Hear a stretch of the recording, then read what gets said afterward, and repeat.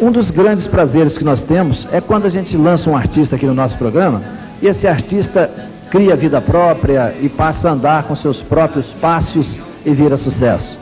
Foi o que aconteceu com essa dupla que eu vou trazer para cantar para vocês agora. Acompanhados pelo Dourado, eu gostaria que vocês recebessem com muito carinho os meus amigos Dedé e Marilu no Ao Som da Viola.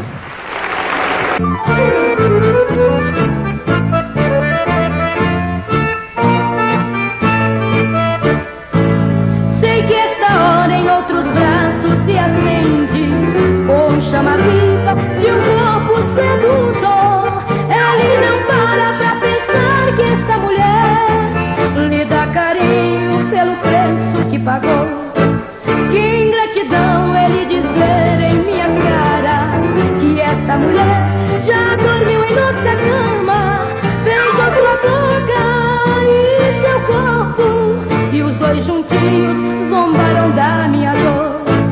Ele selou o fim de uma linda amizade, quando não pôde dizer não à falsidade.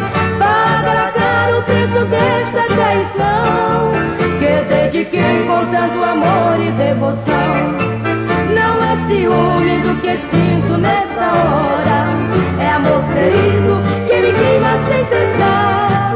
Não vou ficar esperando sua volta a cada